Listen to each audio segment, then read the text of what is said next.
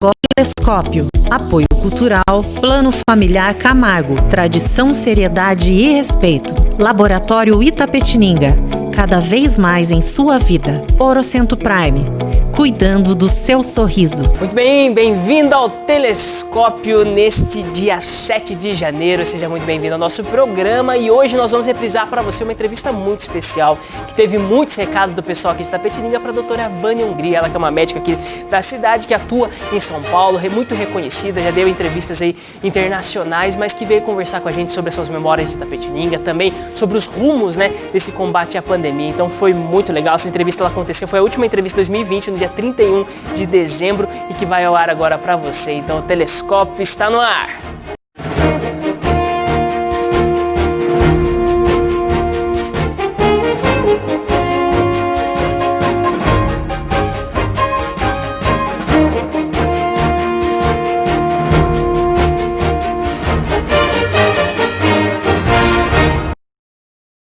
Muito bem-vindo ao último Telescópio de 2020. É sempre uma alegria poder estar junto com você, hoje fechando esse ano de muitos desafios, esse ano aí que trouxe bastante situações onde nós precisamos aí nos reinventar, conversar, muitas informações. Eu agradeço muito a sua companhia durante todo este ano, mas ela continua nesse dia de hoje com o Telescópio ao vivo aqui para você, entrevistando a doutora Vânia Hungria, médica hematologista, para conversar aqui com a gente. Doutora Vânia, muito obrigado pela presença aqui no Telescópio. É uma alegria muito grande poder te conhecer pessoalmente aqui, né? Já que a nossa última entrevista ela foi através de um link aqui pela internet, mas agora, vamos dizer assim, nós estamos ajustando ainda os protocolos aqui, mas já está podendo também ter essa possibilidade de você nos visitar aqui e conversar com o pessoal de Itapetininga.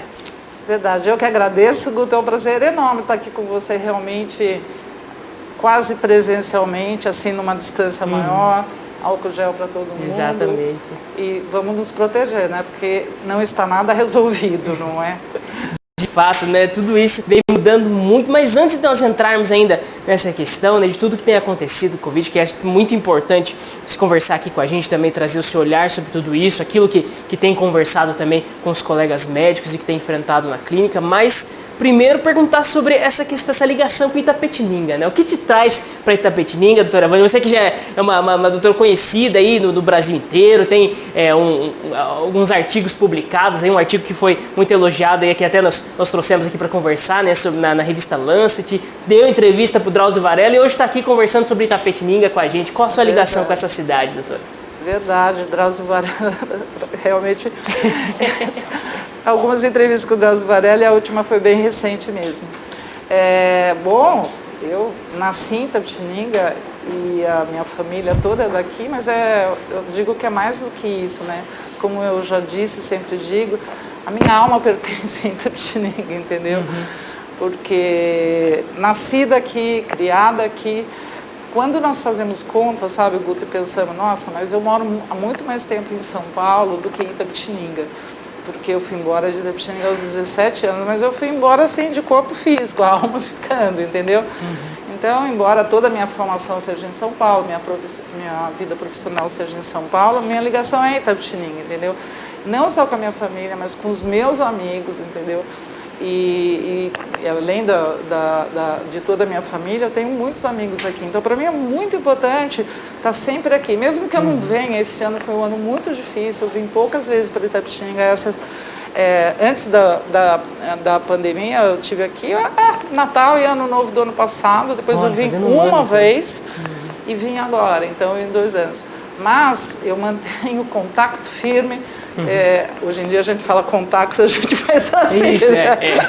A gente não faz mais assim, né? Mas eu mantenho muito contato com a minha família também e com os meus amigos todos. E embora com toda essa questão do Covid e tal, hoje em dia a gente não pode fazer grandes reuniões, mas estamos sempre fazendo reunião com os amigos. E eu tenho um grupo de amigas de infância, as 14 amigas. 14 amigas? Que são amigas de infância, da época lá do Colégio Imaculada, do Peixoto Gomide, de uma vida em que nós nos encontramos sempre. Viajamos todos os anos, esse ano não pudemos viajar por tudo isso, mas não deixamos de fazer um almoço sábado passado, de comemoração do final do ano, com distanciamento, ao ar livre, com máscara, com toda a segurança. Então a minha ligação com a Itapetininga é assim, repito, é de alma. E hoje até queria dizer para você que eu sou tão de Itapetininga que eu ainda penso que conheço a cidade, entendeu? Não quer nem usar o E. Aí eu me atrapalhei para chegar aqui, entendeu? Porque a cidade cresceu tanto e é tudo muito diferente. Eu achei que dava para chegar aqui. Eu falei, nossa, eu vou chegar atrasada, não conheço mais a cidade fisicamente. Mas é por isso que eu estou te falando. Embora após muitos anos fora da cidade, eu estou aqui dentro e forever. Entendeu?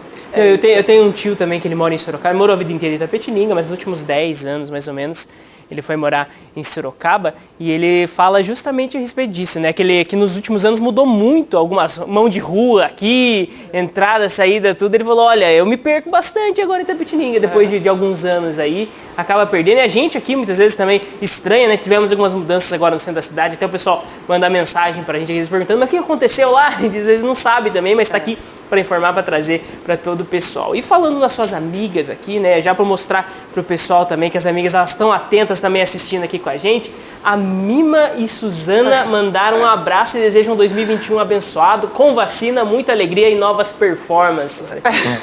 Mandando aqui pra gente. Maravilha, maravilha, as performances. Muito bem. E já entrando, doutora Vânia, eu sei que tem um assunto muito sério pra gente tratar aqui, mas primeiro gostaria, sabe, de trazer justamente esse olhar, né, da pessoa por trás, vamos dizer assim, da grande profissional, da referência das questões de saúde e tudo, né? Que é justamente, já tinha me passado já essa história das performances, entendeu? E agora chega também através da mensagem aqui. Conta pra gente como que é isso pra você, né? Esse momento, né? Essa veia teatral, essa veia de interpretar, de alegria de estar junto com as pessoas, como que é? Elas desejam isso pra mim, mas elas têm vergonha de mim. É mesmo, é? Quando tá longe, elas desejam muita performance. Daí quando elas estão perto, elas se escondem. Não, mas é que é verdade mesmo. Eu gosto muito de festa, sempre gostei muito de festa, tudo. E sempre gostei de fazer performance mesmo. Então é uma história muito antiga, desde a época daqui de Itapê, tal, mas que eu sigo fazendo isso, né? Então, alguns exemplos. Nos casamentos da família, a gente sempre faz alguma coisa. Tem uma prima, somos 3 primas que fazíamos essas performances, uma faleceu e a gente segue fazendo. Então, a gente faz performance de casamento, vou contar as 2 últimas. Isso. As 2 últimas foi no casamento do Rodrigo, que nós fizemos uma performance de ABBA. Foi fantástico, sucesso completo. E é sempre sucesso. E este ano fizemos ainda uma performance de Mamonas Assassinas. Então, as festas da família já tem uma expectativa de que a gente faça. Não precisa nem contratar a gente para fazer nada, já tem a família. Muito pelo contrário. Já tem você com a prima já. Não precisa contratar, até porque uma vez nós fizemos faz muitos anos isso, em São José dos Campos, no aniversário da irmã da minha cunhada, de 40 anos, nós fizemos uma apresentação que as pessoas foram perguntar onde foram contratadas aquelas pessoas, entendeu? Então, nós não temos preço. E vou contar da minha maior performance, que todo mundo acha que foi a grande performance que marcou. Marcante. Então, eu fui no casamento da filha Suzana de Ivete Sangalo, então várias coisas aconteceram. Mas tem uma que realmente, toda hora as pessoas postam foto disso, que foi motivo, inclusive, de sair numa revista de hematologia. Porque não só nas festas, mas no Congresso Brasileiro de Hematologia, tinha uma festa para 4.000 pessoas. E eu fui de Amy Winehouse. Então foi interessante, porque essa parte que eu acho interessante, porque quando eu apareci no palco, fazendo minha performance, que eu estava muito bem adequada, exceto 50 quilos a mais do que a Amy Winehouse, a roupa era perfeita, a cabeleireira, o cabelo era perfeito. Mas aí acontece aquela situação que as pessoas olham e falam, nossa, parece que é a professora, parece que é a doutora. Porque as pessoas, elas não conseguem entender que você pode ser um profissional, um bom profissional, e pode se divertir, pode brincar, entendeu?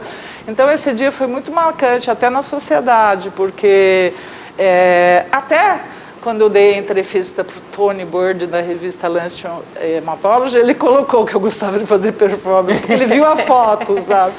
É interessante. Aliás, foi bem interessante porque o Tony, que me entrevistou para a revista Lancet Hematology, ele é inglês, e ele falou assim, eu morava perto da casa da Amy e a conheci lá, eu falei, legal. Enfim, eu acho que são coisas assim... Porque às vezes existe muita seriedade também, principalmente nesses congressos, né? Às vezes em reuniões, de certa forma, todo mundo meio que falando em cima dos seus títulos e tal, e você lá, de certa forma, dá uma mexida com tudo isso, né? Esse ano, Guto, esse ano aqui que está entrando, 2021, eu não vejo a hora de sair a vacina, porque eu sou presidente do Congresso Brasileiro de Hematologia, que vai ser no final de outubro. E para mim um congresso não funciona se não tiver festa. Então eu estou desesperada para poder fazer um evento presencial e não virtual, porque para mim não vai ter a menor graça. Se tiver uma grade científica maravilhosa e uma parte para as pessoas se descontraírem. Então, atrás da profissional, que isso, que aquilo, é uma pessoa que gosta muito de festa e de performance. Muito bem. E do carnaval de Itapetininga também. Muito bem. De antigamente. Vamos perguntar também a respeito de tudo isso, dessas festas e tudo. Mas também tem bastante recados aqui do pessoal participando com a gente aqui. Dá pra ver aqui que tem muita gente que tem muito carinho, que lembra muito de você e que também gostaria de participar aqui junto. A Tânia Marques manda aqui pra gente. Eu e o Juca desejamos pra você um feliz ano novo, querida. O Roberto Guimarães, ele manda, Roberto Guimarães mandando um abraço e a nega, ele colocou aqui também. Lindos! Obrigada, feliz ano novo pra vocês. A Patrícia, eu sempre erro aqui a hora de falar, mas acho que é Tite, eu acho. Isso, é Tite. Isso. Anjo querido, você nasceu pra brilhar, é o orgulho da família, amamos você, saudades, seus tios Janice, Flores e toda a turminha mandando aqui pra você. E tem mais também através do WhatsApp, eu pedi pro pessoal colocar o WhatsApp na tela aqui, porque pelo WhatsApp chega diretamente pra mim aqui já no computador, pra poder participar. Aqui, manda pra gente, não mandou um nome. Vamos ver se você reconhece. Essa é a minha prima e vários corações colocou aqui. Mas eu peço você que mandou esse recado aqui pra gente. Manda o nome também pra gente trazer pra Vânia aqui, pra ela guardar também esse momento desse recado aqui da participação. E você que tá conversando aqui com a gente, continua participando. É Débora? Isso? Passou por gente aqui, foi isso? Débora mandou então. Débora linda.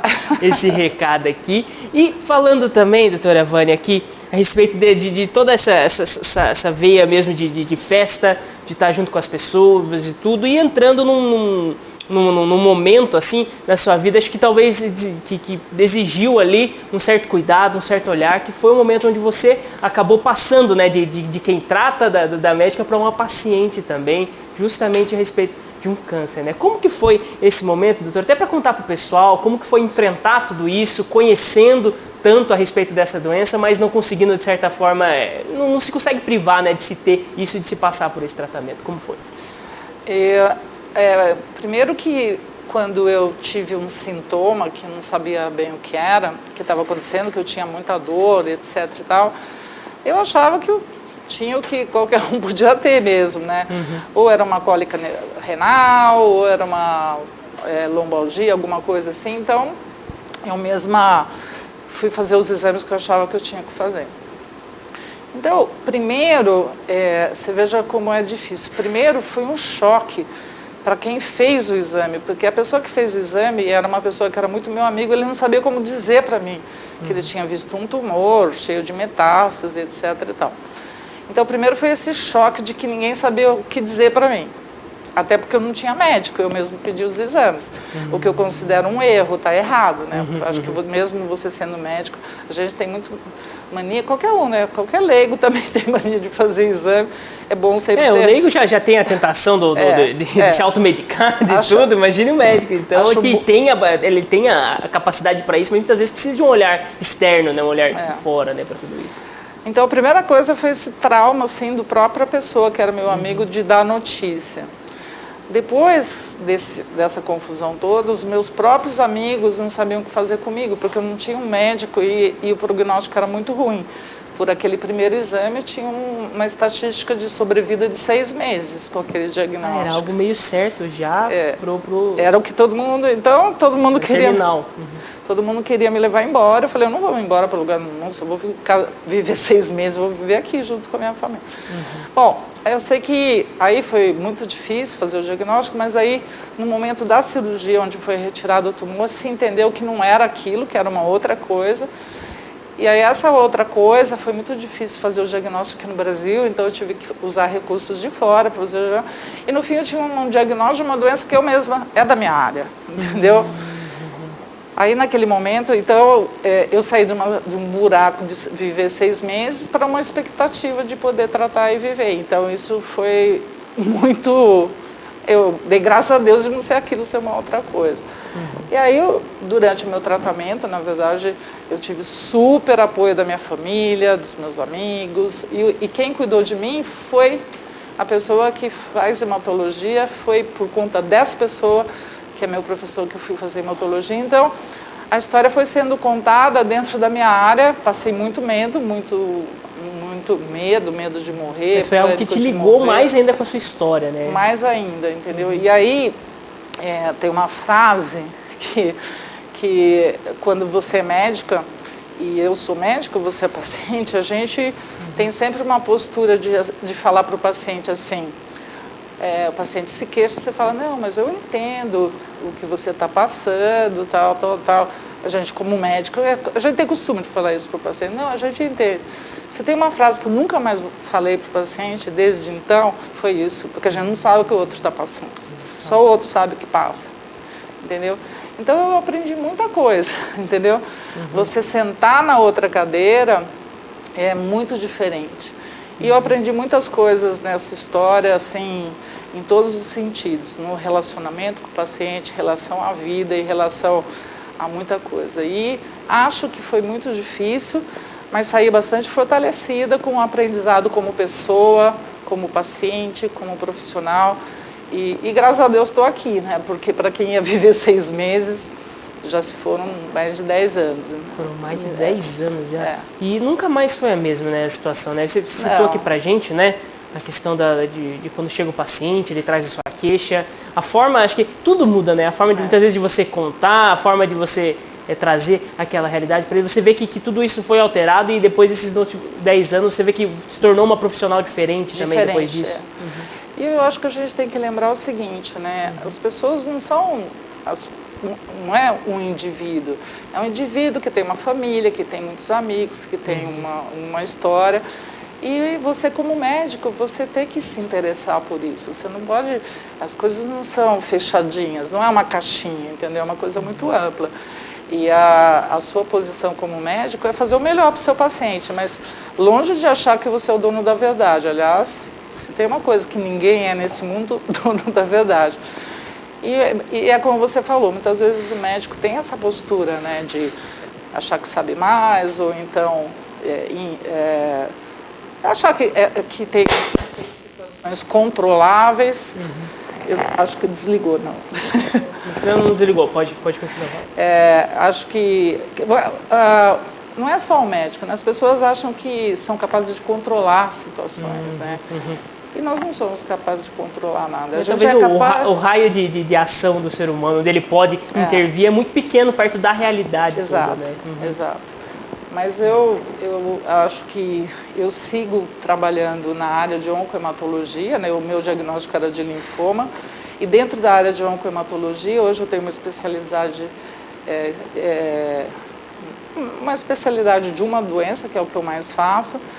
Mas hoje a minha relação, não só com o paciente, mas com a minha equipe de hematologistas que tratam comigo, eu trabalho muito com pesquisa clínica de droga nova, e aí eu fico muito feliz de ver que a minha equipe tem esse perfil de entender que as coisas não são simples, mas que você tem que ser muito ampla na relação com o paciente, entendeu? WFNet, internet com velocidade e segurança para o seu negócio e residência. Planos de 15 mega por apenas R$ 69,90. E agora seu upload é o mesmo do download. E a promoção Wi-Fi grátis continua, mas é por tempo limitado. Aproveite. WFNet, Itapetininga.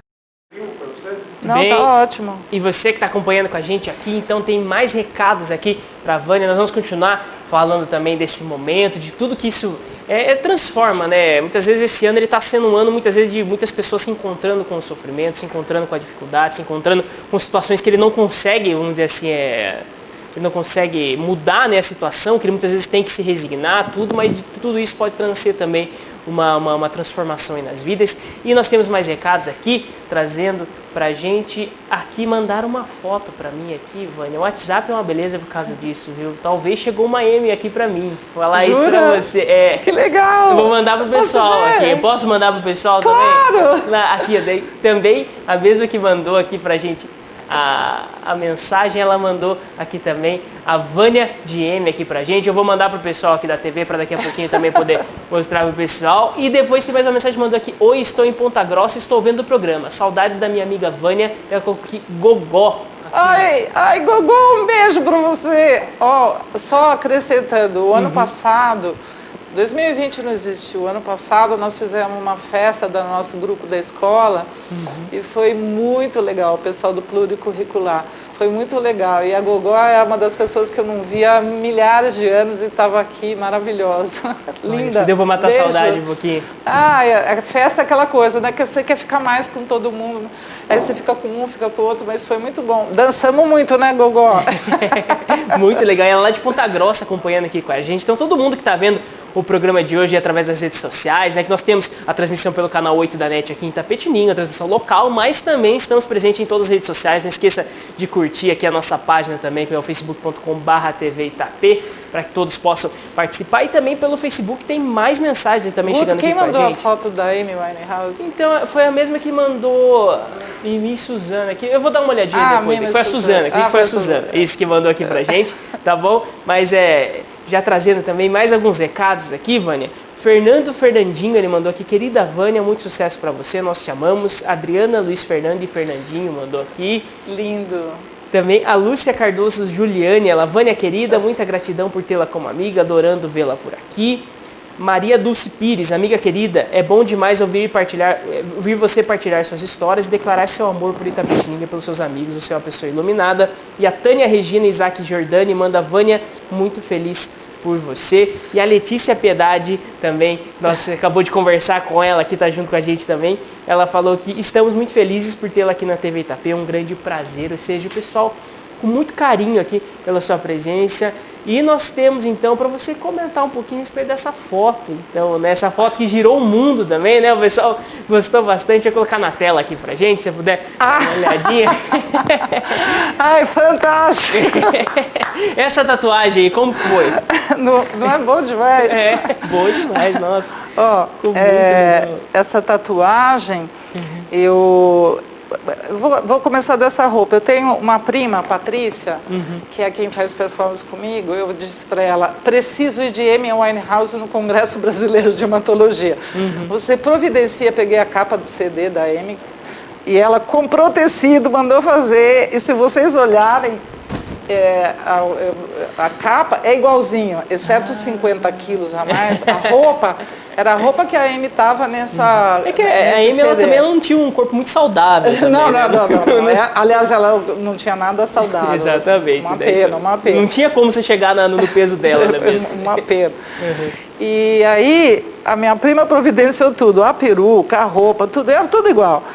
E aí eu falei: não, preciso fazer essa tatuagem. Aí eu procurei uma pessoa, fui procurando alguém que fizesse a tatuagem, né?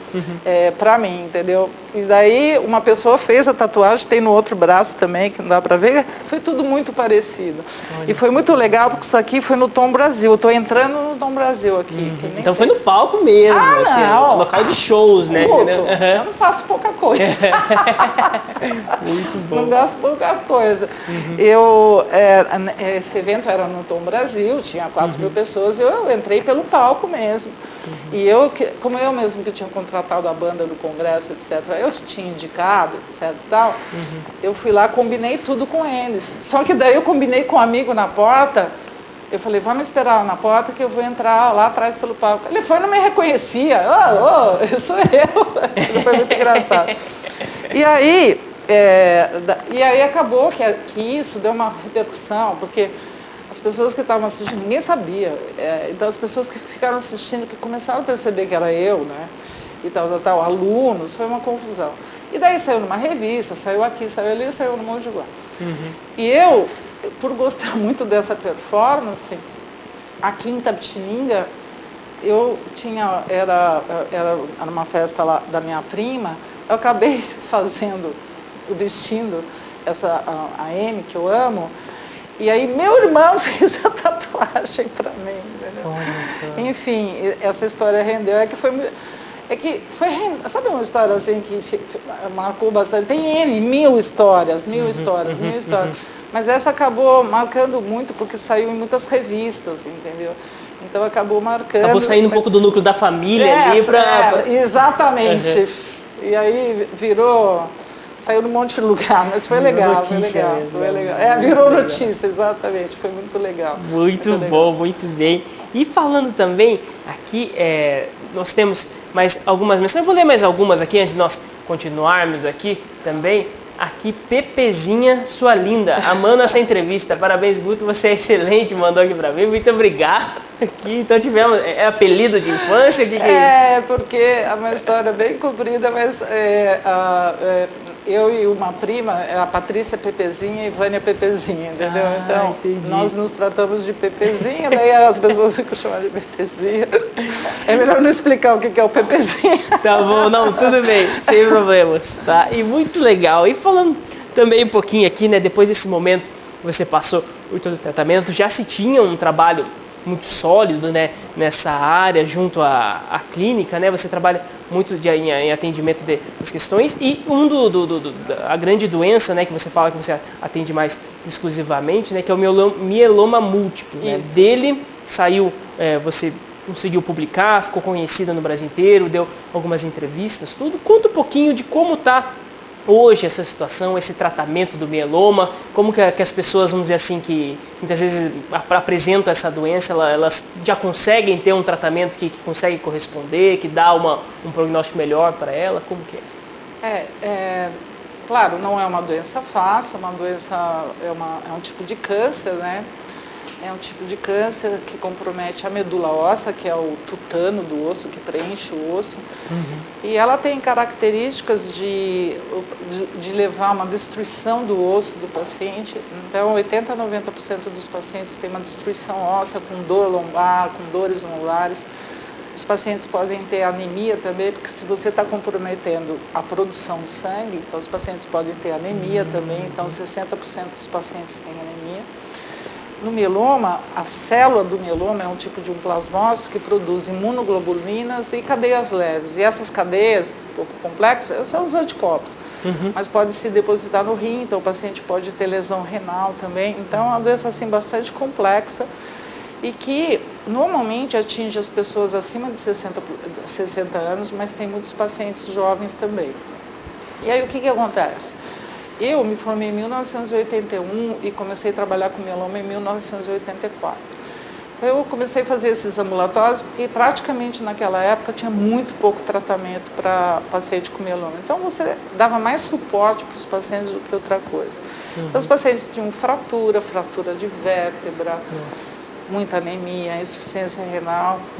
Então outro dia eu estava até pensando que já naquela época, embora não tivesse tratamento, eu tinha montado um ambulatório com vários especialistas, porque muitas vezes o paciente com mieloma não chega pro hematologista, ele vai muito pro ortopedista, porque ele tem dores ósseas. Então, ele pega um dos sintomas ali que chama mais atenção e vai atrás disso. Exatamente, né? É bem abrangente do ponto de vista, porque a doença é muito complicada.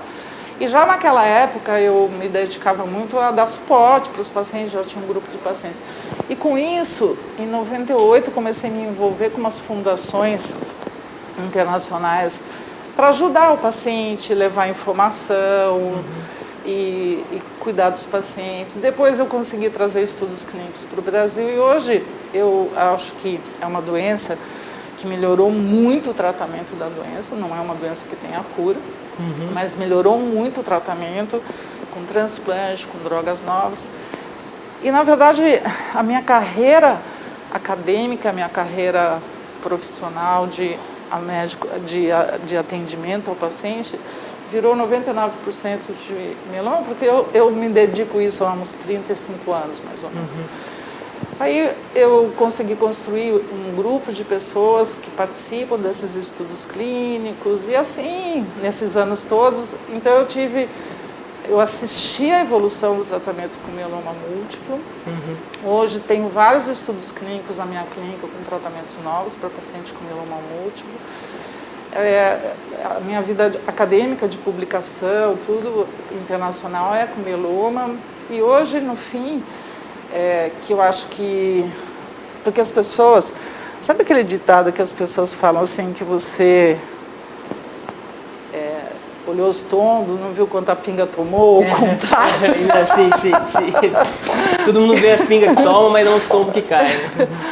E então as pessoas acabam olhando para mim hoje e falam, nossa, que sorte. Não é sorte, foi anos de sacrifício, anos de trabalho. E aí eu tenho uma posição que eu acho que foi fruto do meu trabalho. Eu sou diretora de uma fundação internacional, que é o International Myeloma Society, sou diretora técnica de uma outra fundação.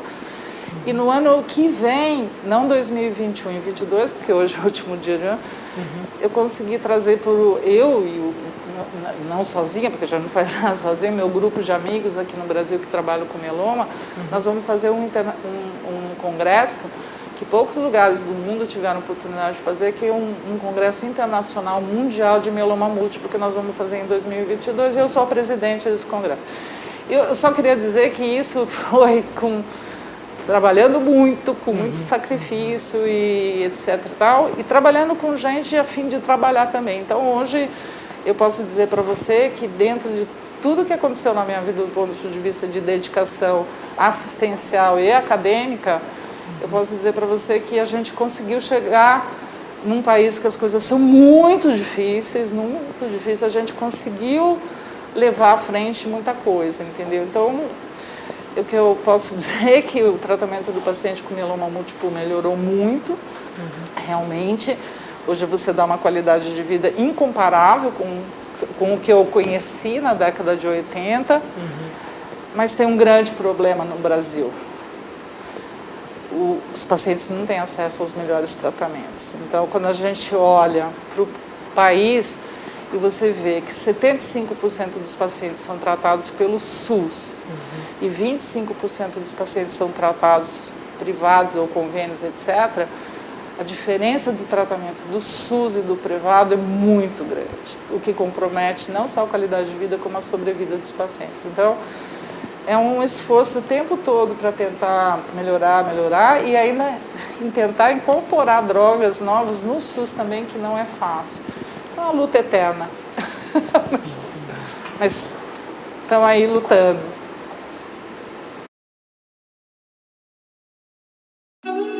Desde 1993, a Orocento Prime está em Itapetininga oferecendo o melhor em tratamentos odontológicos e estéticos. Ao longo desses anos, evoluímos e unimos a melhor tecnologia, os melhores profissionais e o melhor atendimento para proporcionar o que é mais importante: qualidade de vida.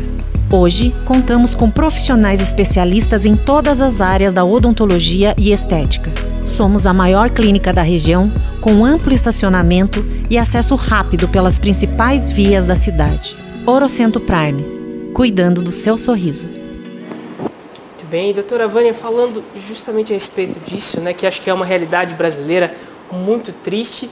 No entanto, é algo que chama atenção, né, porque muitas vezes nós pensamos assim, olha, no Brasil nós temos um certo tratamento no particular, um certo tratamento no SUS, mas, vamos dizer assim, os melhores tratamentos, a ponta, o que se sabe, está fora do Brasil. No entanto, quanto ao mieloma múltiplo, eu acho que os maiores estudos, a maior referência, ela está aqui no Brasil, ou seja, existe tudo, isso já existe de certa forma em português, aquilo que é o melhor a ser feito, tudo, mas isso mesmo assim ele não chega em toda a população, não chega no atendimento do SUS. É diferente, é estranho, né, pensar que mesmo tendo aqui um corpo clínico capacitado, que poderia, de certa forma, também ter uma parceria, tudo isso fica muito difícil ainda, né?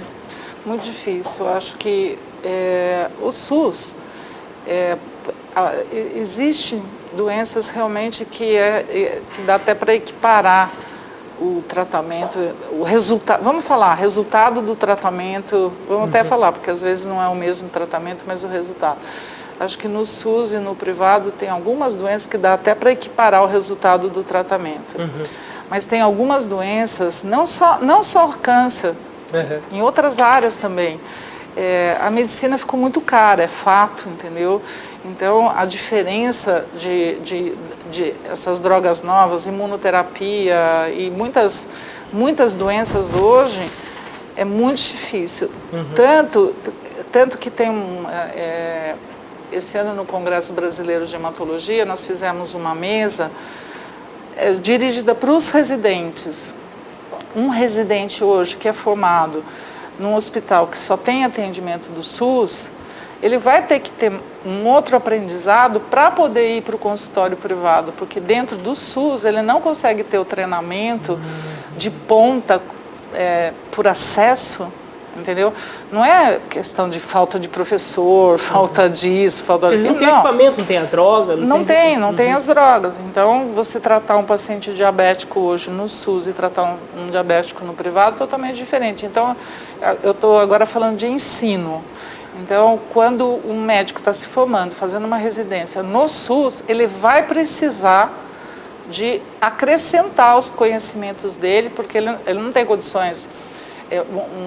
Um médico hoje, eu não estou falando de todas as áreas, porque em área cirúrgica às vezes você consegue umas situações melhores, mas um exemplo é esse, um endocrinologista que está no SUS, ele vai precisar de um aprendizado a mais para poder atender num consultório privado, exatamente porque no SUS você não consegue dar o treinamento com as drogas que hoje são de ponta para diabetes, por exemplo, entendeu? Então, tem muitas temos que andar muito, Tem muito passo ainda para se dar, muito, né, no muito meio para de tudo andar. isso, né? E também falando aqui, justamente a respeito dessa questão das doenças e tudo, e nós passamos esse ano aqui, né, por um grande desafio de saúde pública no Brasil e no mundo todo, né, mas que também tem o seu braço aqui no Brasil, e eu gostaria que você contasse um pouco pra gente, né, como foi passar por tudo isso, ainda mais com, nós sabemos, né, que pacientes, principalmente de doenças mais graves, atendimento oncológico, muitas vezes eles precisam de uma atenção especial, tudo, né? Como que foi, vamos dizer assim, fazer essa ponte, ou seja, se cuidar dos pacientes, mas também não abandonar tratamentos, não deixar de lado as questões? Foi um ano muito difícil. E quando a gente olha lá para janeiro, fevereiro, março, o primeiro lockdown foi em março, né? Não lembro a data, mas foi meio de 16 março. de março. Quando a gente olha para aquilo tudo, a gente estava absolutamente perdido no meio de tudo aquilo, né? E não tinha ideia de que hoje a gente ia estar na mesma situação ou pior, né? Porque eu considero pior. Você viu o número de mortes ontem no Brasil, foi um absurdo, né? Então nós tivemos até, trazendo aqui para o pessoal de Itapetininga, aqui, né, a cidade registrou 9 mortes por Covid-19 nessa última semana. Então, vamos dizer assim, perto, né, nós tivemos aqui meses onde não aumentou 10 no número, entendeu? E agora nessa última semana aí nós tivemos 9 mortes, ou seja, nós estamos sim na pior fase da doença, possivelmente, aqui, pelo menos aqui na cidade e acho que em alguns locais aqui do Brasil, Brasil inteiro, né? Se você olhar ontem, todos os estados, todos em alta. E eu atribuo isso, atribuo 100%, se não for 99,9%, pelo comportamento das pessoas. Isso que é muito triste, porque se você dissesse que lá, tá bom, a gente não conhece tudo sobre o vírus, mas já conhecemos algumas coisas e papapá, só que é muito óbvio que você precisa de distanciamento social, que você precisa lavar as mãos ou álcool gel, precisa estar de máscara. E eu vou dizer uma coisa para você. Então, eu vou contar uma história rápida, porque o ano foi longo, mas eu vou tentar ser rápida. Eu estava contando para vocês que em janeiro, fevereiro, eu estava na Itália, no centro de onde estava acontecendo tudo aquilo, só que a gente não tinha noção ainda do que estava acontecendo. Quando a gente voltou, a gente ficou tudo enlouquecido. Falei, nossa, pegamos, porque a gente estava lá no olho, ok, não pegamos. Quando chegou em março, começou aquela confusão, eu mesma não tinha tanta noção, tanto que a minha equipe falava, Vânia, você fica em casa e nós vamos trabalhar aqui para ver os pacientes. Por quê? Porque eu tenho mais de 60 anos, já tive câncer, eu fiz uma droga que me deixou imunossuprimento, o que eu vou ficar fazendo lá? Morrer? Entendeu? Então, mas a gente não tinha tanta noção. E um dado que é muito importante é que a Europa, gente, aprendeu antes da gente. Então, o que eu fiz? Eu ficava procurando meus amigos na Europa e falava, como é que vocês estão fazendo com os pacientes aí? Estão transplantando, não estão transplantando, estão isso, estão aquilo, o que vocês acham que a gente pode fazer? Quer dizer, uma indivídua, estava preocupada em aprender com eles. E nesse país, uma negação, o presidente foi, eu não vou nem chamar de infeliz, porque tem outros nomes para isso, entendeu? Mas, gente, a gente podia ter aprendido com eles e ter sido diferente. Você concorda? Podia ter sido diferente. Não foi. Agora, de novo, até por conta do mundo... se fosse algo no passado, né? Mas é algo no presente, agora está acontecendo de novo. Sabe, mas, olha, Guto, começo do ano, eu participo muito de reuniões, ainda mais agora esse mundo virtual, e discussões de eventos. Eu fiz um evento na América Latina em julho, entendeu? Que a gente não sabia como eu fazia, porque, você acredite, os meus colegas, eu tinha que envolver a América Latina. As pessoas não queriam fazer, porque achavam melhor esperar, porque em agosto faria. Eu falei, gente, hello! Não tem agosto, não tem setembro. E nós temos que fazer, porque é importante para a América Latina esse evento, que era um evento muito grande. Eu, suei para fazer as pessoas entenderem que é virtual até sabe Deus quando, entendeu? E por conta disso tudo, eu vi o que as pessoas pensam. Nos Estados Unidos, na Europa, como é que as pessoas estão programando os eventos futuros. Ninguém pensa em fazer nada que não seja virtual até julho do ano que vem. No segundo semestre, talvez um evento híbrido. E eu acho que nem isso vai acontecer no fim, entendeu? Bom, enfim, por que eu estou te falando isso? Porque a gente teve a oportunidade de aprender na primeira onda. E nessas reuniões, todo mundo já falava a data da segunda onda. Então, não é novo essa história de segunda onda, entendeu? Ok. Aí, na primeira onda, muitos aprendizados, tal. Aí todo mundo tinha medo de pôr a mão na mesa, pois hoje a gente já aprendeu, distanciamento social, Guto, uma máscara. Mas veja, as pessoas não respeitam. Então, naquele primeiro momento, as pessoas respeitaram, então você conseguiu ter um controle. Agora, está todo mundo na praia, como é que é? Congestionamento de voo em Trancoso, ninguém está nem aí. Aí você fala com a pessoa não, é importante, mas ninguém está fazendo. Eu aqui em Itapetininga fiquei boba de ver. Todo mundo no bar, ninguém usa máscara, entendeu? Gente, eu vou dizer para você, na minha clínica,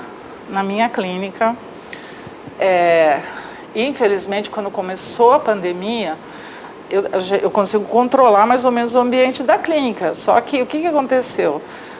Olha, a gente chorou muito já no começo do ano, porque como eu tenho muitos estudos clínicos, então eu tinha paciente com mieloma que não tinha tratamento, porque não tem convênio, não tem nada, e eu consegui colocar em estudo clínico e maravilhoso, que nem os privados conseguem receber droga. Em remissão completa é assumir totalmente a doença, né? Só que esses pacientes vão para suas casas e nas suas casas ninguém toma cuidado. Então eu tive vários pacientes que morreram. Então o que aconteceu? A gente teve paciente que estava muito bem obrigado e morreu, porque nas casas ninguém não se protegiam. Tem muita gente que com medo não vai ao médico para fazer diagnóstico, então caiu muito o diagnóstico de câncer e quando chega muito avançado. A culpa está no exemplo, óbvio, lá de cima, mas as pessoas não têm responsabilidade. E aí eu vou te contar uma história. Eu já sabia que aqui em Itapetininga estava muito ruim, por N informações, tal, até pelo número de pessoas que tem. Tá. Aí, eu entrei numa loja aqui em Itapetininga, essa semana, só um dia eu saí de casa, fui numa loja, tinha uma pessoa sem máscara na loja. Eu pensei comigo, vou lá falar. Depois eu falei, não vou falar, porque a dona da loja estava conversando com ela, pode ser amiga, vai criar um ambiente, eu não vou criar um ambiente aqui. O que aquela pessoa estava fazendo dentro da loja sem máscara? Entendeu? É porque é irresponsável, entendeu? E no fim eu fui descobrir que a pessoa é dona de uma loja. Eu falei, gente, mas é muita irresponsabilidade. Então, o que eu queria dizer para você é que a culpa está assim no governo por um monte de coisa, mas as pessoas são irresponsáveis. Irresponsáveis. E eu estava falando da minha clínica por quê? Na minha clínica, todos os funcionários, a partir do momento que começou o Covid, todo mundo, quem dependia de transporte público, ou não ia trabalhar, ou eu pagava Uber para ir, blá, blá, blá, blá.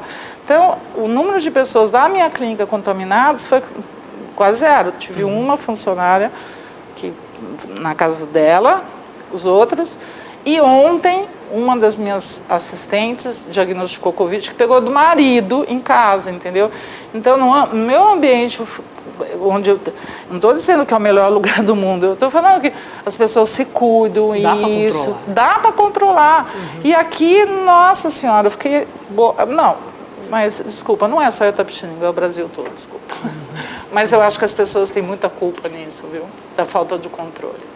Muito bem, e algo que tem se falado bastante, eu queria que você até comentasse um pouquinho com a gente aqui, né, é que muitos países já estão iniciando aí a vacinação, tudo, as vacinas elas chegaram num patamar, como você acredita, né, que isso possa acontecer aqui no Brasil também? Possivelmente 2021 vai ser o ano aí da vacinação e talvez 2022 nós já tenhamos um quadro muito melhor aí de mais pessoas imunizadas, principalmente os casos que podem evoluir para mais grave, você vê isso já no Brasil? Olha, primeiro, nós temos que dizer e ressaltar que a ciência, este ano, frente ao Covid, foi de uma competência no desenvolvimento da vacina, entendeu? Fantástico, fantástico, entendeu? Eu até gostaria de repetir as palavras do Anthony Fauci.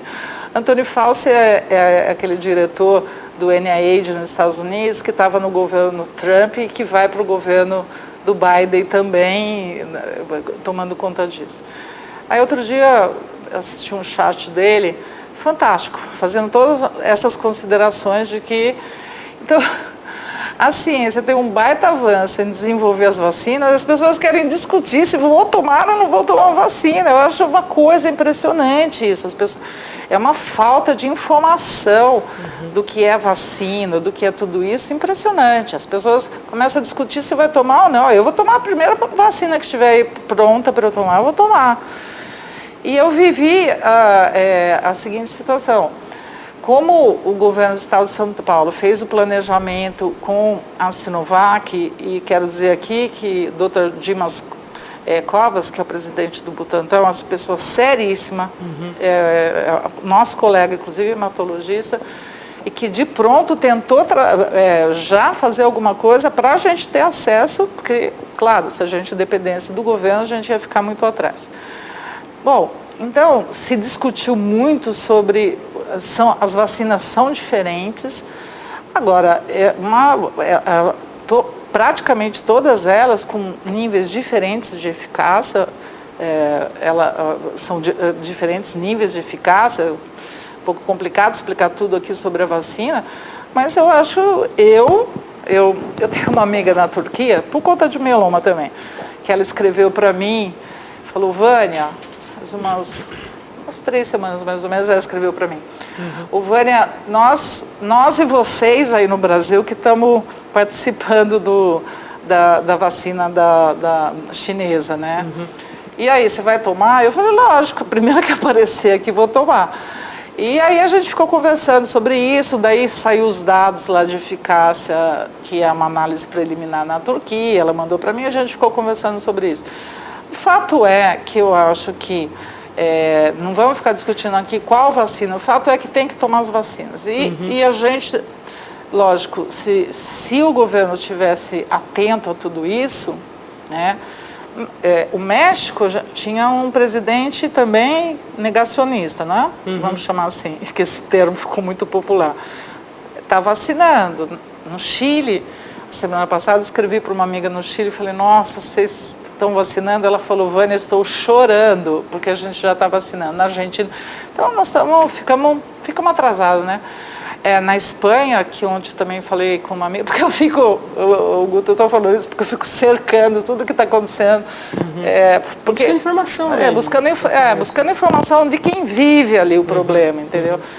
E aí, na Espanha, por exemplo, isso, em toda a comunidade europeia, eles estão vacinando primeiro os asilos, né, os lugares de pessoas mais velhas, depois vão começar o pessoal da saúde.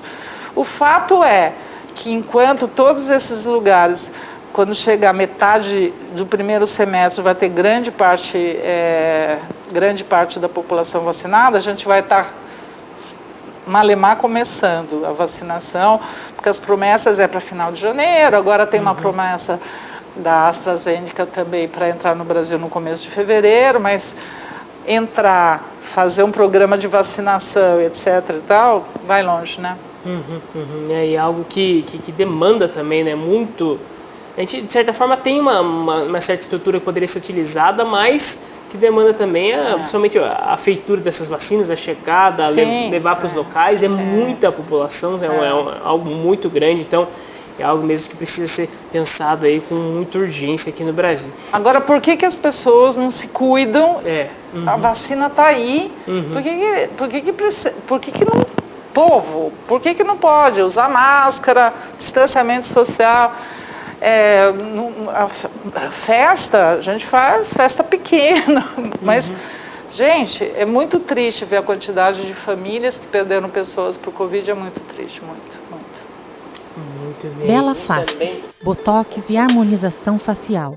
Atendimento personalizado com profissionais capacitados. Melhore sua autoestima e qualidade de vida. Bela Face, no Itapê Shopping. Muito bem, e também conversando aqui, doutora Vânia, foi algo que até a gente conversou antes de começar aqui o programa, né, que muitas cidades, nós vimos, assim, chamou muita atenção, principalmente as grandes cidades, a cidade de São Paulo, aqui em Itapetininga nós tivemos também, que elas montaram uma estrutura para ter, vamos dizer assim, para separar de alguns hospitais os doentes de Covid, para ter alguns leitos separados, para ter também uma outra forma ali, médicos contratados de forma emergencial, tudo para dar esse respaldo. No entanto, com de certa forma um abrandamento da primeira onda, isso foi desmontado e agora parece que tudo isso volta à necessidade, né? Como que você vê? Foi uma decisão acertada? Era melhor ter mantido mesmo, muitas vezes com baixa ocupação, para até se passar, até chegar a vacina? Como você vê? Não necessariamente até chegar a vacina, mas eu acho assim, volto a dizer, sabia que existiria uma segunda onda. Então, como eu não estou envolvida em administração, em planejamento administrativo, mas, no mínimo, se não tivesse todo aquele volume que tivesse diminuído alguma coisa, só que, na minha opinião, não podia, porque a gente sabia o que estava acontecendo nos outros lugares, entendeu? E depois, não é só isso. É muito diferente quando a gente está falando do número de leitos que tem em outros lugares com o número de leitos que tem. Por exemplo, eu acho que aqui em Itapetininga tinha que ter sido mantido. Tudo bem, diminuísse a estrutura, porque qual é o número de leitos que existe no hospital? A conta é muito fácil. Né? Então, até trazendo aqui, o Jornal Correio, ele publicou hoje, né, foi as bancas hoje, a edição que normalmente sai na sexta, mas por ser aí o feriado, eles já soltaram hoje, então nessa quinta-feira, coloca aqui, então, ó, ela até traz na capa aqui, 100 vagas, ele coloca nesta quarta-feira, ou seja, ontem nós tivemos o Hospital Léo Orsi Bernardi, nosso conhecido como hospital regional, aqui com 100% de ocupação na UTI e 100% dos leitos clínicos. E falar, não, mas é porque é o hospital público aqui da cidade, mas o hospital da Unimed também registrando em 90% de ocupação dos leitos de UTI, ou seja, nem para quem tem o particular, muitas vezes está tendo esse leito. Né? Não, esquece, o problema é no SUS e no privado, entendeu? Eu estou dizendo para você, em Curitiba, há 15 dias atrás, tudo é evento, porque hoje a gente vive virtualmente, a minha colega falou 100% no privado e no público. Curitiba, é isso? Em Curitiba. Uma cidade que é vista como desenvolvida, Curitiba. com poucos problemas sociais. Leitos de UTI, estava 100% no privado, 100% no... E tanto é verdade que a tia da minha prima não estava bem em Curitiba, não era Covid, era outro diagnóstico, teve uma dificuldade imensa de ir para UTI no privado. sei lá, acharam lá um hospital não sei onde, mas não é uma questão... Sim, esquece, não é nem SUS e privado, né? É os dois. Quando a pandemia começou, por uma questão de ter vindo da Europa e etc., mais o privado, aquele primeiro paciente no AIS, aquelas histórias todas, privado, foi SUS. Aí agora todo mundo, nessa onda é mais privado. Não, nessa onda é... Total. Dependendo da cidade, claro, depende muito do número de leitos, né? Porque tem cidades que não tem mesmo nem o número de leitos que corresponde à necessidade da população, independente do Covid. E tem cidades que tem. Então, é indiscutível. Então, por isso que eu acho que a questão de desmontar, eu sei que tem muito gasto, muito isso, mas por isso que eu falo, eu não sou da administração nem do planejamento. Mas a gente sabia que tinha uma segunda onda, e o pior é que a primeira onda, a impressão que eu tenho é que as pessoas estavam mais responsáveis. E a segunda onda, as pessoas estão estão irresponsáveis. Eu acho que isso contribui, entendeu? A respeito da questão regional aqui de Itapetininga. Eu acho que há muitos anos isso acontece, né? E é algo que talvez que a pandemia traga ainda um reforçador, né? Mais um problema para Itapetininga. Pensar, porque muitos dos pacientes que precisam de internação, que precisam do hospital, das cidades daqui da região, eles vêm para cá. No entanto, a prefeitura muitas vezes ela controla aqui na cidade, né? Ela controla o que acontece aqui. Agora, nas outras cidades, muitas vezes é necessário ter um olhar, uma reunião entre os prefeitos, tudo, para que vocês vão querer utilizar o hospital aqui. Então, é necessário seguir as mesmas regras, da mesma forma, né, doutora? Sim, eu, Guto, não sei, porque não estou atualizada nesses números, mas eu acho que, inclusive, o número de leitos que aqui que Itapetininga tem não é o suficiente para a região que cobre, entendeu? Acredito que não seja... Mesmo com a municipalização do hospital, né, continua atendendo. Não é mais regional, tudo, mas é... Não. Porque ficou só o nome. Tá. Mas eu acho que há muitas dificuldades aqui, vocês sabem, né? Então, há muitas dificuldades de encaminhamento dos pacientes aqui em toda a região e fica... Eu não sei como é que está dividido isso, se isso está dividido por população, por número de leitos, ou pelo que está dividido. Mas eu acho que é muito claro quando você vê que tem fila no hospital que não é o suficiente, né? Então, eu acho que as filas, fica muito claro que não é o suficiente. Então,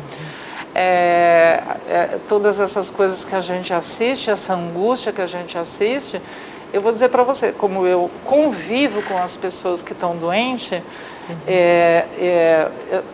eu diria para você que tudo isso que a gente vê na TV, que estamos aqui na TV, às vezes as pessoas falam, isso é a TV que está mostrando. Não, é muito pior do que a TV está mostrando, muito pior. A realidade é muito pior do que a TV está mostrando, entendeu? Porque quem está ali na linha de frente, batalhando, assistindo, sabe muito bem o que está acontecendo, entendeu? Nesse momento, falta respirador, falta tudo. Eu vou dizer uma coisa muito cruel para você. Eu não sou infectologista, então, mas quando colocarem o número de pacientes tratados no privado e no SUS de Covid, você vai ver que a sobrevida foi maior no privado e menor no público. Não é triste demais? Isso já é comprovado mesmo em alguns hospitais, entendeu? É muito triste. A saúde que é ofertada, ela muda bastante dependendo do lugar e do preço que é pago, né? Então, aonde está o problema? O problema está em tudo que a gente sabe, que é a questão da estrutura. É muito duro isso, né? É muito duro você assistir isso, sabe? Saber que um paciente do SUS está com uma sobrevida com Covid, está com uma sobrevida menor, entendeu? Com uma recuperação menor do que um paciente no privado. É muito duro isso, né? É claro, eu não sou política, mas eu espero muito mais. Eu não sou política, eu não me propus a ser, mas eu acho que quem se propõe a ser precisa, né, prestar mais atenção. Dar essa resposta melhor, né? E nós temos mais alguns recados? O programa hoje está estendendo um pouquinho, que o papo está muito bom aqui com a doutora Vânia Hungria, você que está acompanhando aqui com a gente também, está participando. E nós temos alguns recados que eu gostaria de ler aqui para você, doutora. A Maria Júlia Riquetti, ela mandou aqui: vacina obrigatória sim para matricular as crianças, para a viagem a regiões dentro do país e para os profissionais super importantes, né? Que seja saúde, educação, segurança pública. Se quiser comentar um pouquinho a respeito da obrigatoriedade ou não, tá? Mas também nós temos alguns recados aqui. A Ana Laura Moreno Cardoso, ela colocou aqui pra gente: não tenho vergonha nenhuma das performances, adora, ela mandou aqui. Pluri amigos, manda um feliz ano novo, se apitar, é só apitar que todo mundo aparece, ela mandou aqui pra gente. Também a Viviane... Mando todo mundo comer o apito, sabe? A Viviane Titi Orsi mandou aqui: querida prima, parabéns pela competência, profissionalismo, dedicação e calor humano. Agradeço a Deus pelo privilégio de ter você na família. Te amamos muito, seus primos Viviane e Márcio. Linda. E também a mesma que mandou pra gente aqui o Pepezinha, sua linda, ela coloca também aqui, mandando, poderia fazer uma pequena referência sobre o IMF e sua finalidade. Se quiser trazer aqui pra gente também, essa foi uma pergunta aqui enviada pra gente. O IMF é o International Myeloma Foundation, que é uma fundação que eu conheci na década de 90 e exatamente me chamou a atenção porque quem fundou foi um paciente com mieloma múltiplo que se sentia que tinha muito pouca informação. Então, ele, junto com a sua noiva na época e com o médico dele, criaram essa fundação para levar para os pacientes mais informação, porque existe muito pouca informação, aliás, a gente luta com isso até hoje. Então, o IMF eu conheço desde a década de 90, daí em 2004 nós trouxemos aqui para a América Latina, a presidente é a filha de uma paciente que trouxe para a América Latina, junto comigo, mais um colega, e hoje a gente tem o International Myeloma Foundation na América Latina. E aqui no Brasil, o que a gente faz? A gente faz muito seminário para pacientes, a gente tem um board de médicos também, então a gente faz, enfim, leva conhecimento para os pacientes, leva conhecimento para os médicos, e hoje essa fundação mundialmente ela é muito grande, né? Mas ela nasceu para levar informação para o paciente dos melhores tratamentos, etc. e tal, e hoje tem um trabalho em grupo enorme, desenvolvendo um monte de estudos e tal. E aqui no Brasil a gente faz muito seminário para paciente. Esse ano, como foi um ano que não poderia fazer um evento presencial, nós não deixamos de fazer o seminário para paciente e fizemos num estúdio o seminário. Foi interessante.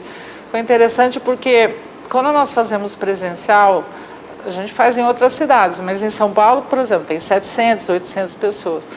E nem todo mundo pode ir para São Paulo, claro. Então foi interessante o virtual, que eu acho que isso é uma coisa que vai ficar da pandemia. Nós fizemos um evento, tinha 4 mil, 5 mil pessoas do Brasil inteiro, todos os estados, tinha gente também de Portugal, Espanha, tinha brasileiro da Alemanha que participou, foi interessante. Acho que esse é um legado que vai ficar. Eu não acho que o mundo virtual substitui o presencial em hipótese alguma, mas eu acho que permite que muita gente que não possa abrir possibilidades, que foi o que aconteceu com esse evento, que foi bem interessante também. Ele foi num estúdio, foi bem interessante também. Muito bem. E já estamos chegando ao final aqui, mas antes não posso deixar de perguntar para você, trazer um pouquinho aqui para Itapetininga de novo, até para quem está acompanhando com a gente aqui. Se você puder contar um pouquinho para a gente aqui, doutora Vânia, a respeito dos seus pais, né, da história deles aqui com a cidade, também de como está sendo experienciar tudo isso também. Então, meus pais, que me deixam muito saudades. Então, a minha mãe, ela era professora aqui em Itapetininga, né? E a minha mãe é descendente de... O pai da minha mãe era descendente de alemães, e a família da minha avó, uma família também que era bastante conhecida. O meu bisavô, os meus 2 bisavôs dos 2 lados foram prefeitos de Itapetininga. O coronel Pedro de Batista, depois o meu bisavô do lado do meu pai, o João Soares Hungria, Então foram pessoas muito antigas aqui. Se você for lá no coreto da frente da catedral, tem o nome deles, o nome do meu outro bisavô em outro local, enfim, eram pessoas que foram nascidas aqui e fizeram muito por Itapetininga, né? Então, a família Soares Hungria fez muito por Itapetininga. Meu pai e minha mãe teve uma formação como professora, uma linda, que trabalhava naquela época que você não tinha nascido, nem seus pais, talvez, dava aula em sítio, depois aqui na cidade, tinha uma história muito bonita como professora. E meu pai, o Olavo de Moraes Hungria, ele, no seu núcleo familiar, meu avô tinha um armazém, depois esse armazém ficou para o meu pai, o Olavo de Moraes Hungria e Paulo de Moraes Hungria, que são 2 irmãos. E que na verdade a gente foi criado tão junto, eu e meus primos, que a gente tem um WhatsApp que a gente chama Gêmeos, porque a gente morava, ainda temos nossa casa ali na Silva Jardim, perto do Seu Gaúcho, tudo vizinho ali, tudo vizinho. Quase parente. Ai, que saudade, que saudade. E aí fomos criados juntos ali. E o meu pai também foi político em Itapetininga, né? Ele foi vereador, e ali na Campos Sales eles tinham um armazém, o Empório Campos Sales, saudoso Empório Campos Sales, onde aconteceu muita coisa aqui nessa cidade, muita coisa que eu quero dizer. Que era um armazém, eram secos e molhados e tal, mas ele reunia, todo mundo no final da tarde ia para lá, chegou uma época que tinha gente que passava o dia inteiro lá. Mas as pessoas se reuniam lá, o armazém era muito grande, daí jogavam baralho de noite, a gente fazia festa, era o nosso ponto de encontro. Só interrompendo um pouquinho aqui, a Tânia Marques, ela mandou aqui, saudade da dona Sônia e do meu querido amigo senhor Olavo, meu parceiro de tranca, já falando justamente a respeito disso. A Tânia adorava jogar com meu pai e meu pai também, entendeu? Eles faziam companhia um para o outro. E aí lá no armazém, o armazém tinha a frente do armazém e atrás era muito grande. Então depois, quando passou essa fase secos, molhados, etc e tal, semente e tal, lá atrás a gente fazia festa, entendeu? Sempre. Aniversário, era festa. E tinha encontros políticos lá também. Então quantas vezes os políticos que você não conheceu, desde lá do Natel até os políticos, muitas vezes eles vinham no armazém, pediam para o meu pai reunir as pessoas, e meu pai reunia as pessoas, então tinha encontro político, tinha de tudo no armazém. Era desde jogar truco, fazer festa, encontro político. Só para você ter uma ideia, ficava tão famosa essa história. Era lugar de reunião da cidade mesmo. Era tão famoso a questão do truco lá no armazém, que o Rolando Boldrin fez um programa no armazém, muito engraçado. Aí todos os fanáticos jogavam lá, divertido, depois foram para o estúdio também. Meu irmão, que tem o nome do meu pai, o Lavinho, Olavo de Moraes Hungria Júnior, então, também jogava truco. Então, o Empório Campos Sales assim, tem história aqui em Itapetininga, né? O dia que eles fecharam as portas, a gente quase morreu, entendeu? Porque era a nossa vida ali, desde criança, correndo naquele armazém, subindo o saco. Depois, de adulto, já vivemos muito lá também. Então, meus pais, é muita saudade deles mesmo, porque me ensinaram muito, me ensinaram muito, me apoiaram muito. Quando eu fiquei doente, também fui muito apoiada. E eles têm uma história muito legal aqui em Itapetininga. Aprendi muito com eles. Não só com meus pais, mas como a minha família toda, entendeu? E a gente continua todos juntos, né? Quem sobreviveu ficou, continua, né? A gente não nos separamos, nem da família, nem dos amigos, nem de ninguém. Estamos sempre juntos.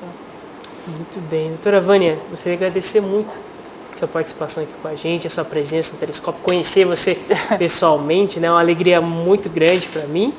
E se puder deixar um recado final aqui para o pessoal que está acompanhando, vai ser o último recado final aqui de entrevistado desse ano de 2020, um ano de muita luta, mas você contou aqui com a sua história, né? Também com a sua verdade de vida mesmo, né? Os seus momentos que você passou também, que todas as lutas, elas, quando bem travadas, com responsabilidade, tudo, elas vão crescendo, elas vão acrescentando a cada uma das pessoas. Então, muito obrigado e fica aberta a câmera do Telescópio aqui para você. Bom, eu quero agradecer a todos os meus amigos, a toda a minha família. Esse ano foi super difícil, nos encontramos menos, mas amo vocês e adorei que vocês mandaram esse monte de recado para mim aqui. Muito obrigada. Não me deixaram só, muito obrigada. Nunca me deixaram só, obrigada. Eu espero que o ano de 2021 seja muito mais leve para todos nós, com muita saúde, muita fé e esperança. E esse último recado serve para minha família e para toda a população. Gente, se cuida, gente. A vacina está aí, está na porta. Vamos esperar, porque na minha família tem um monte de gente também que não se cuida, sabe? Não vamos perder mais ninguém até. Não vamos perder mais ninguém. Está aí, a vacina está aí. E aí, já pensou? Todo mundo vacinado, todo mundo festejando, entendeu? Vai demorar um pouquinho, mas vamos esperar, né? E eu também queria dar um beijo nos meus vizinhos. No Lalo, na Gauchinha, na Letícia, porque você sabe que nós crescemos todos ali na rua, né? E me deu uma saudade agora, falando de tudo isso, muita saudade. Olha, Guto, muito obrigada. Eu queria dizer para você que aquele dia, a última entrevista que a gente teve foi uma coisa esquisita. Não esquisita, esse mundo virtual começou a falar assim, ultimamente, esse ano eu passei dando aula para parede, entrevista para parede e tal. A gente não acostuma, né? Não, é diferente. Foi muito esquisito. E aquela entrevista aquele dia, eu acho que aconteceu. E eu te agradeço. E hoje foi mais legal ainda te ver pessoalmente e muito prazer. Prazer enorme. Obrigada, viu? Obrigada. E eu vou te convidar para as minhas performances assim que o mundo se abrir.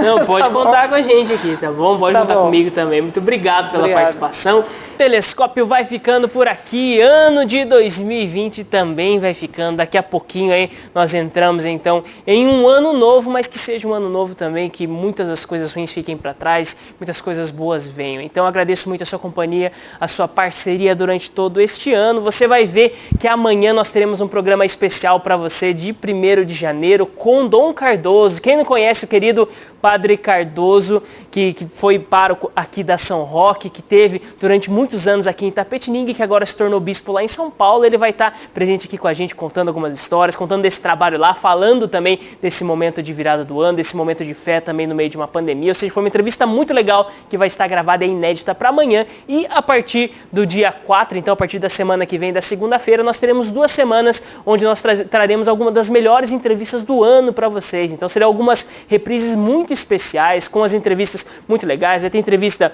aqui com médicos, vai ter entrevista com psicólogos, vai ter entrevistas com personalidades aqui da cidade, ou seja, as melhores entrevistas de 2020, principalmente as últimas agora. Nós teremos então algumas reprises especiais para você, não deixe de acompanhar aqui junto com a gente. Então, um grande abraço para você, bom, feliz ano novo e fique agora com um vídeo todo especial, que é o vídeo do Braulio Bessa, falando sobre o ano que não teve fim, a nossa mensagem de feliz ano novo para você, de toda a equipe da TVI. Até o ano que vem, um grande abraço, tchau, tchau!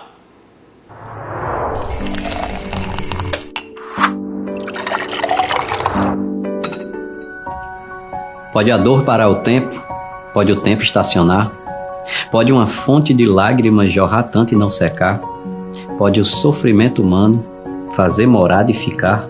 Eu também me perguntei, eu também pensei assim, e de tanto questionar, a resposta veio a mim. 2020 será o ano que não teve fim. Não teve o fim do abraço, pois alma também abraça. Não teve o fim da coragem, pois nosso povo tem raça. Não teve o fim da esperança, seguimos acreditando. Não teve o fim do amor, continuamos amando. Que esse ano sem fim receba o ano que vem e que ele venha cheio de tudo que nos faz bem. Que 2021 seja assim, sem fim também. Um feliz ano novo.